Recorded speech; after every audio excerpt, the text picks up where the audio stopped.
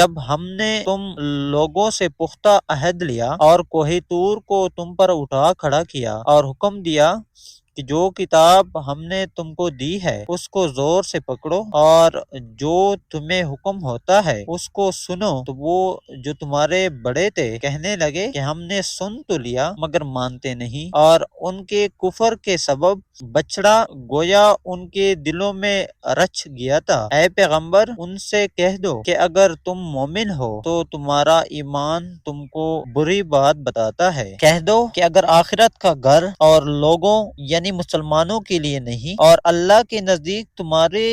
ہی لیے مخصوص ہے، تو اگر سچے ہو تو موت کی آرزو تو کرو، اور ان اعمال کی وجہ سے جو ان کے ہاتھ آگے بھیج چکے ہیں یہ کبھی اس کی آرزو نہیں کریں گے، اور اللہ ظالموں سے خوب واقف ہے۔ اور ان کو تم اور لوگوں سے زیادہ زندگی کے حریص دیکھو گے، یہاں تک کہ مشرکوں سے بھی بڑھ کر ان میں سے ہر ایک یہی خواہش کرتا ہے کہ کاش وہ 1000 برس جیتا رہے، مگر اتنی لمبی عمر اس کو مل بھی جائے تو اس عذاب سے تو نہیں چھڑا سکتی، اور جو کام یہ کرتے ہیں اللہ ان کو دیکھ رہا ہے۔ کہہ دو کہ جو شخص جبرائیل کا دشمن ہو اس کو غصے میں مر جانا چاہیے، کیونکہ اس نے تو یہ کتاب اللہ کے حکم سے تمہارے دل پر نازل کی ہے جو پہلی کتابوں کی تصدیق کرتی ہے اور ایمان والوں کے لیے ہدایت اور بشارت ہے۔ جو شخص اللہ کا اور اس کے فرشتوں کا اور اس کے پیغمبروں کا اور جبریل اور میکائیل کا دشمن ہو تو ایسے کافروں کا اللہ دشمن ہے۔ اور ہم نے تمہارے پاس سلجھی ہوئی آیتیں ارسال فرمائی ہیں اور ان سے انکار وہی کرتے ہیں جو بد کردار ہیں۔ ان لوگوں نے جب جب اللہ سے کوئی عہد کیا تو ان میں سے ایک فریق نے اس کو کسی چیز کی طرح پھینک دیا۔ حقیقت یہ ہے کہ ان میں اکثر بے ایمان ہیں، اور جب ان کے پاس اللہ کی طرف سے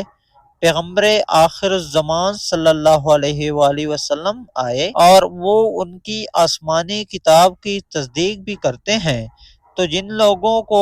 کتاب دی گئی تھی ان میں سے ایک جماعت نے اللہ کی کتاب کو پیٹھ پیچھے پھینک دیا گویا وہ جانتے ہی نہیں، اور ان چیزوں کے پیچھے لگ گئے جو سلیمان کے عہد سلطنت میں شیاطین پڑھا کرتے تھے، اور سلیمان نے مطلق کفر کی بات نہیں کی بلکہ شیطان ہی کفر کرتے تھے کہ لوگوں کو جادو سکھاتے تھے، اور وہ یعنی بنی اسرائیل ان باتوں کے بھی پیچھے لگ گئے جو شہر بابل میں 2 فرشتوں یعنی ہاروت اور ماروت پر اتری تھیں، اور وہ دونوں کسی کو کچھ نہیں سکھاتے تھے جب تک یہ نہ کہہ دیتے کہ ہم تو ذریعہ آزمائش ہیں، تم کفر میں نہ پڑو۔ غرض لوگ ان سے وہ چیز سیکھتے جس سے میاں بیوی میں جدائی ڈال دیں، اور اللہ کے حکم کے سوا وہ اس چیز سے کسی کا کچھ بھی نہیں بگاڑ سکتے تھے، اور کچھ ایسے